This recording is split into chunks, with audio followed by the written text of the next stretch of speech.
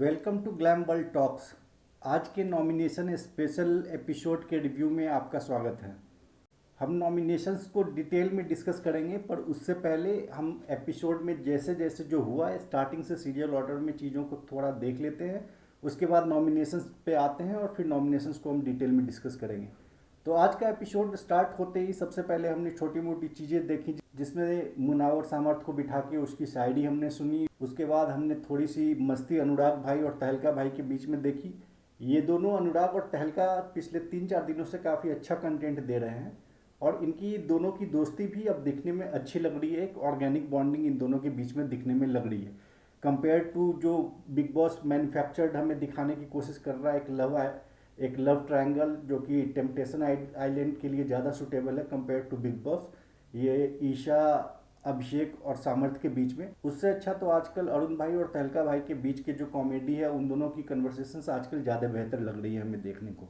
उसके बाद हमने थोड़ी सी मस्ती मुनावर और मनारा के बीच में देखा, जब वो झाड़ू लगा रहे थे, और तभी हमने देखा कि एक साइड विकी भैया खानजादी को भड़का रहे थे, मुनावर के अगेंस्ट भी, मनारा के अगेंस्ट भी, और पैरेलली हमें मास्टरमाइंड मुनावर दिखता है जो कि पैरेलली डिकोड करके मनारा को बता रहा था कि विक्की भैया खानजादी को भड़का रहे होंगे। तो कोई भी कितना भी दिमाग लगा ले, कितना भी अपने आप को ब्रेनी समझ ले, लेकिन मुनावर के सामने अभी तक बिग बॉस 17 में सारे के सारे फीके हैं। इवन विक्की भैया भी अपने आप को स्मार्ट सोचते हैं, पर मुनावर उनके हर एक मूव को ऑलरेडी बहुत अच्छे से समझ रहा है। फिर हमने विक्की भैया को अभिषेक को ज्ञान देते हुए देखा कि तू अभी ईशा को 2-3 दिन इग्नोर करके देख, वो वापस फिर से तेरे पास आएगी। अरे भैया, क्यों आप वापस चाहते हो कि ईशा फिर से आए और अभिषेक फिर से डिस्टर्ब हो? कोई लड़का अगर डिटैच हो रहा है धीरे धीरे तो उसको होने दो। उसको ऐसा ज्ञान दे रहे हो कि तू इग्नोर कर और फिर से आएगी। इग्नोर करने का आपका हो सकता है कि आइडिया अच्छा हो माइंड में कि इग्नोर करेगा तो ये डिटैच होगा, लेकिन ये बोलना कि वो वापस आएगी, वापस आने की होप देने के बाद उसको कुछ काम करवाना, वो सही नहीं है बिल्कुल भी। तो इस तरह का सजेशन विक्की भैया का देना वो गलत था बिल्कुल ही। फिर हमने देखा कि विक्की भैया और अंकिता बैठे होते हैं और वहाँ पे अंकिता को विक्की भैया बोल रहे होते हैं कि ईशा जैसी लड़की है, उसका इन लोगों का शो में कोई योगदान नहीं, बस वो एक वोट की तरह है, उनका एक वोट हमेशा हमें चाहिए होगा, इसलिए उसको उस तरह से हमें रखना होगा। तो विक्की भैया भी अपना ये मैनिपुलेटिव गेम खेल के मास्टरमाइंड बनने की कोशिश कर रहे हैं, लेकिन ऐसे लोग बहुत जल्दी एक्सपोज हो जाते हैं सबके सामने, जो कि हमने नॉमिनेशन टास्क में देखा भी कि सना ने कैसे उनको एक्सपोज किया। और अभी तो कल के एपिसोड में आप देखेंगे कि सना कैसे बैंड बजा के रख देती है विक्की की, अनुराग की, इन लोगों की। इन सब के बीच में हमने देखा कि खानजादी और अभिषेक के बीच की फ्लर्टिंग स्टार्ट हो गई है। हालांकि कल के एपिसोड में दिखाया जाएगा या नहीं पता नहीं, पर कल के एपिसोड में एक राशन टास्क दिखाया जाएगा। उस राशन टास्क में खानजादी और अभिषेक की लड़ाई होती है। उसके बाद खानजादी लाइव फीड में हमने देखा है कि वो अरुण और तहलका से कहती है कि अभिषेक जो है, मैंने मस्ती मजाक किया उसको थोड़ा सा, पर अब वो ज़्यादा थोड़ा चेप हो रहा है और उससे मैं अनकंफर्टेबल हो रही हूँ।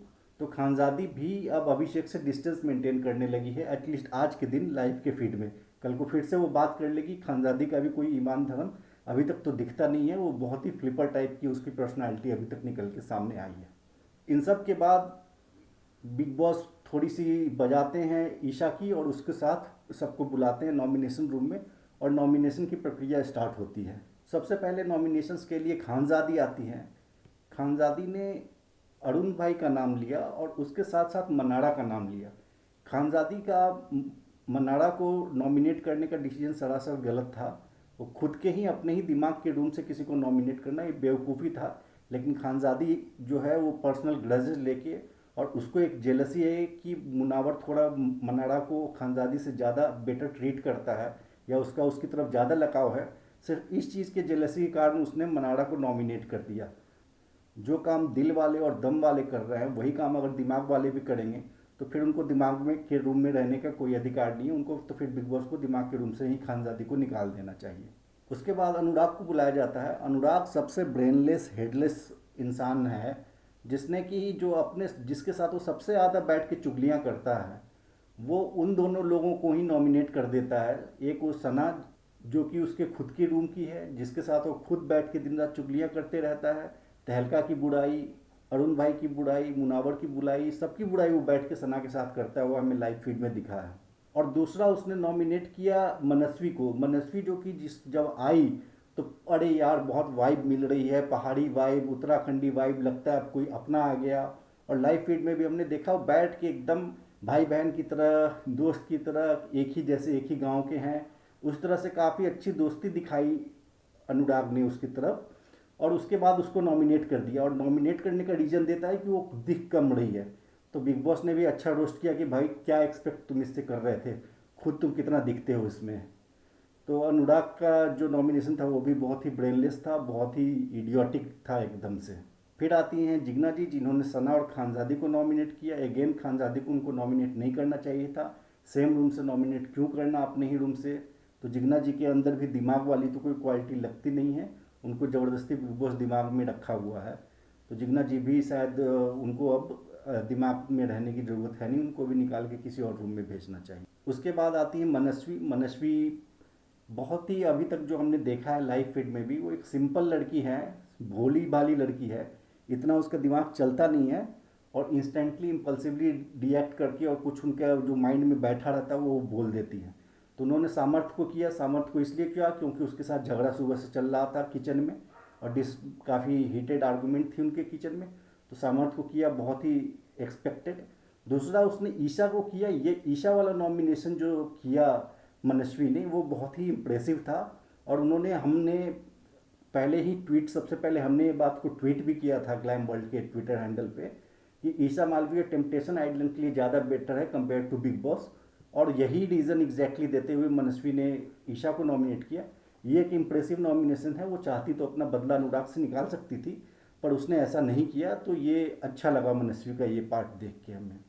उसके बाद नावेद आते हैं। नावेद अरुण और तहलका को करते हैं नॉमिनेट, वो ठीक है, उसमें भी कोई दिक्कत नहीं है। उसके बाद अरुण भाई आते हैं जो कि सामर्थ्य को करते हैं और सना को करते हैं। दोनों के दोनों सेम रूम के ही हैं, अरुण भाई के रूम के ही हैं। तो यहाँ पे अरुण भाई का दिमाग इतना नहीं चल रहा है, हालांकि वो कंटेंट अच्छा दे रहे हैं काफ़ी, पर ये अपने ही रूम के लोग क्यों नॉमिनेट कर रहे हैं, पता नहीं क्या दिमाग से वो लोग चल रहे हैं। उसके बाद अंकिता आती हैं, वो रिंकू जी को नॉमिनेट करती हैं, काफ़ी सेफ नॉमिनेशन। और सना को, सना से तो उनकी ऑलरेडी चिढ़ थी ही अंकिता की, क्योंकि विकी सना को काफ़ी टाइम दे रहा था। उसके बाद नील आते हैं। नील विकी भैया को नॉमिनेट करते हैं, बहुत ही एक्सपेक्टेड, कुछ भी इसमें अनएक्सपेक्टेड नहीं था। उसके साथ नील सना को नॉमिनेट करते हैं। सना को क्यों करते हैं पता नहीं, सना के साथ उनकी बॉन्डिंग ठीक थी। सना की जगह वो चाहते हैं अंकिता को भी कर सकते थे, क्योंकि उनको प्रॉब्लम रहती है अंकिता से, दोनों हस्बैंड वाइफ से। पर उन्होंने एनीवे, नील ने सना को नॉमिनेट किया। उसके बाद रिंकू जी आती हैं। रिंकू जी ईशा को और सामर्थ्य को करती हैं नॉमिनेट। और ईशा को जब नॉमिनेट करती हैं तो ईशा उनको चुगलखोर बोलती है बहुत, मतलब ये तो एकदम क्लैप फॉर ईशा। सबसे ज़्यादा चुगलखोर जो है, सबसे ज़्यादा झूठ बोलने वाली लड़की जो है, सबसे ज़्यादा। कल के एपिसोड में हमने देखा था कि जो बात मनाड़ा ने बोला भी नहीं था, उसमें मिर्च मसाला लगा के झूठ जाके बोल के आ गई विकी और अंकिता को लड़ाई लगवाने के लिए। वो लड़की दूसरों को चुगलखोर बोल रही है। वाह ईशा, कमाल है ये लड़की। मतलब इतनी कम उम्र में इतनी स्ट्रांगली, इतने फेस पे झूठ बोलती है। और ये बहुत ही अजीब, मतलब इस सीज़न की सबसे ज़्यादा जो ईविल और सबसे ज़्यादा जो बहुत ही नेगेटिव पर्सनालिटी निकल के आ रही है, वो ईशा की ही आ रही है। उसके बाद मुनावर को बुलाया जाता है। मुनावर तो पूरा का पूरा जो नॉमिनेशन है, लग रहा था बिग बॉस के साथ साथ मुनावर भी कंडक्ट कर रहा था। वो जो पूरा इंटरटेन जो कर रहा था, सरकास्टिक वन लाइनर्स हर एक नॉमिनेशन के बाद मारते हुए, कि आज दम वालों में बहुत लड़ाई होगा, दिल वालों में बहुत लड़ाई होगा। तो मुनावर पूरे के पूरे नॉमिनेशन टास्क में छाया हुआ था। और मुनावर को जब बुलाया जाता है तो उसने बहुत ही सॉलिड, बहुत ही लॉजिकल रीज़न दिया ईशा को नॉमिनेट करने का, कि बहुत स्ट्रांगली झूठ बोलती है, मैनिपुलेटिव है, और डबल स्टैंडर्ड्स हैं इस लड़की के। और उसके अलावा मुनावर ने अरुण भाई का नाम लिया, क्योंकि मुनावर अरुण भाई को पहले से जानता है। मुनावर को पता है कि अरुण भाई बहुत इंटरटेनिंग है, बहुत अच्छा कंटेंट दे सकते हैं, लेकिन वो अपने कमरे में बंद रहते हैं, सिर्फ तहलका के साथ ही वो कॉमेडी करते रहते हैं। तो अरुण भाई अगर थोड़ा बाहर निकल के आएंगे तो वो एक ज़बरदस्त कंटेस्टेंट बनने की उनमें पूरी की पूरी क्षमता है। तो ये भी ठीक था नॉमिनेशन, कोई दिक्कत नहीं है। हालांकि अरुण भाई कहीं जाने वाले नहीं है, उनकी फ़ैन फॉलोइंग भी अच्छी है, और वो डिज़र्व भी करते हैं अभी शो में रहना। उसके बाद अभिषेक को बुलाया जाता है। अभिषेक सामर्थ्य और सना को चूज़ करता है। अभिषेक को सामर्थ्य को नहीं चूज़ करना चाहिए था, वो बहुत ही पर्सनल वेंजेंस वाली बात लगती है, कि मैं अपनी एक लड़की को चाहता था, उसका बॉयफ्रेंड है, तो मैं जेलसी में उसको कर रहा हूँ। ये गलत था, उसको नहीं करना चाहिए था सना का, तो चलो ठीक है, कोई बात नहीं है। उसके बाद आते हैं विकी भैया। विकी भैया को भी काफ़ी रोस्ट करते हैं बिग बॉस थ्रू आउट। उनको नॉमिनेट करना था नील को और ऐश्वर्या को, पर ऐश्वर्या को तो उन्होंने किया, पर नील की जगह पे उन्होंने सना को किया, क्योंकि सना ने अंकिता के साथ बहुत ही बदतमीजी की थी। और तो थोड़ा अपनी वाइफ के लिए तो स्टैंड लेना ही था विकी भैया को, तो उन्होंने सना को नॉमिनेट किया। और उसके बाद सना फटती है, और कल के एपिसोड में आप देखेंगे सना छाई होगी। कल के एपिसोड में पूरा ज़बरदस्त कंटेंट कल देने वाली है सना। तो कल का एपिसोड जरूर देखिएगा, स्पेशली फॉर सना, और किसी के लिए नहीं। उसके बाद समर्थ आता है। समर्थ जो है वो अरुण भाई को और मनस्वी को नॉमिनेट करता है। वो भी क्या सोच के करता है पता नहीं, सेम सेम रूम में है दोनों के दोनों, नया आया है वो, किसी और रूम से दो लोगों को दे सकता था, पर इससे क्लियर समझ में आता है कि सामर्थ के पास भी ज़्यादा दिमाग है नहीं। वो बस रिएक्ट करता है, सुबह झगड़ा हुआ मनस्वी से, उसको कर दिया, और सना से उसकी उतनी बातचीत नहीं थी तो उसने सना को नॉमिनेट कर दिया। हालांकि उसने अभिषेक को नॉमिनेट नहीं किया, ये बहुत ही अच्छी बात थी कि अपने पर्सनल ग्रज जो है उसको ना निकालते हुए, अभिषेक को ज़्यादा इंपॉर्टेंस ना देते हुए किसी और दो लोगों को किया। पर जिन दो लोगों को किया वो उनको दिखाता है कि इनके अंदर भी ज़्यादा दिमाग है नहीं। उसके बाद सना आती है। सना ऑब्वियसली जो सबसे ज़्यादा बिट्रेड जिसको फील हुआ उसे, अनुराग से दिन रात बैठ के बिचिंग करता रहता था, और विकी जो दिन रात बैठ के बिचिंग करते रहते थे सना से, तो इन दोनों से सबसे ज़्यादा उसको बिट्रेयल फील हुआ, तो उसने इन दोनों का नाम लिया। ये भी बहुत ही एक्सपेक्टेड था, नथिंग अनयूजुअल। फिर आते हैं तहलका भाई। तहलका भाई बहुत ही कॉमेडी, बहुत ही इंटरटेनिंग, दोनों को ऑडिशन देते हैं, सामर्थ का भी और सना का भी। तो अच्छा था उनका, इसमें कुछ खास कमेंट करने को है नहीं। सेम रूम के ही उन्होंने किया, तो ठीक है, इसलिए लोग दम रूम में है, दिमाग इनके पास थोड़ा कमी है इन लोगों के पास। और फाइनली लास्ट में ईशा आती हैं। ईशा जो है अपने पर्सनल ग्रज पे मनाड़ा को करती हैं, और उसके बाद मनस्वी को करती है जो कि नई नई आई है। मुझे लगता है इन सब में मनस्वी बहुत ही इजी टारगेट बन गई। फाइनली इस नॉमिनेशन टास्क के बाद जो 5 लोग नॉमिनेट होते हैं वो हैं आपके सना, ईशा मालवीय, सामर्थ, अरुण भाई और मनस्वी। इसमें से कौन जाएगा कौन नहीं वो तो हमें पता चलेगा वीकेंड के वार पे। पर हम अपनी तरफ से अगर हमें वोट देना हो तो हम सबको एक एक वोट दे दे, सिवाय ईशा को। ईशा इस शो में रहना बिल्कुल डिज़र्व नहीं करती, उसको सच में टेम्पटेशन आइलैंड ही जाना चाहिए। तो हमारे तरफ से तो सबको एक एक वोट है, सिवाय ईशा को।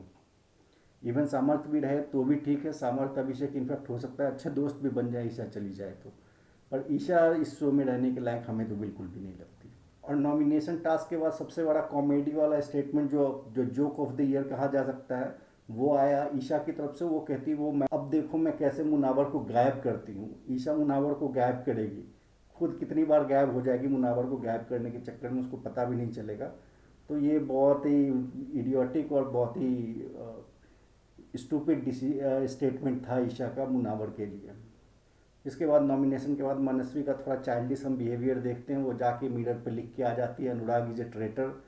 क्या आपको लगता है कि अनुराग ट्रेटर है? खैर एनीवे उसके लिए तो है ट्रेटर, जिस तरह से अनुराग ने उसके साथ जब से वो आई है उसके साथ जिस तरह से उसका बिहेवियर था, और फिर जाकर उसको नॉमिनेट कर दिया, ये उसके लिए तो है ट्रेटर। पर आप लोगों के लिए है या नहीं, कमेंट करके आप लोग बता सकते हैं। उसके बाद हमने देखा सना एकदम ऑन फायर थी, विकी की ज़बरदस्त, अंकिता की बैंड बजाए हुई थी। कल के एपिसोड में और मज़ा आने वाला है, आप लोगों को कल देखिएगा। फिर हम देखते हैं कि कैसे सना जो है एक विकी भैया की बात एक्सपोज करती है कि विकी ने कहा था कि अब सामर्थ आ गया है, अब ईशा का गेम ख़त्म हो जाएगा, वो सामर्थ के साथ ही चिपकी रहेगी। ये बात विकी भैया ने बोली है, बहुत लोगों को बोली है, अभिषेक को भी बोली है। पर जब ईशा को आती है पूछने, कन्फ्रंट करने विकी भैया से, तो विकी भैया में हिम्मत नहीं होता, वो डायरेक्ट पलट जाता है कि नहीं मैंने तो ऐसा कहा ही नहीं है। तो ये झूठ विकी भैया को भी पकड़ी गई। तो जो लोग ऐसे मैनिपुलेटिव होते हैं, सबके जा के एक दूसरे को भड़काते हैं, वो धीरे धीरे ऐसे रियलिटी शो में एक्सपोज हो ही जाते हैं। और देख लीजिएगा आप लोग, एक टाइम आएगा जब पूरा का पूरा घर मिलके विकी भैया को हर बार नॉमिनेट करने लगेगा एक टाइम के बाद। और फिर शो के लास्ट में हमने देखा कि मुनावर अंकिता को समझा रहा होता है या बताता है कि कैसे ईशा एकदम बहुत ही स्ट्रांगली झूठ बोलती है और उसके डबल स्टैंडर्ड हैं, इसलिए उसने ऑब्जर्व करके उसको नॉमिनेट किया है। तो ये एकदम ही फैक्ट बात है, इसमें और क्या है। तो आज के एपिसोड में कुल मिला के इतना ही था। कल का आप एपिसोड देखिए, कल मज़ा आएगा, झगड़े भी होंगे। सना जो है अनुराग और विकी का ज़बरदस्त बैंड बजाने वाली है, वो देखना भी इंटरेस्टिंग होगा। तो फिर मिलते हैं हम कल के एपिसोड के रिव्यू में। आज के लिए बस इतना ही। Thank you.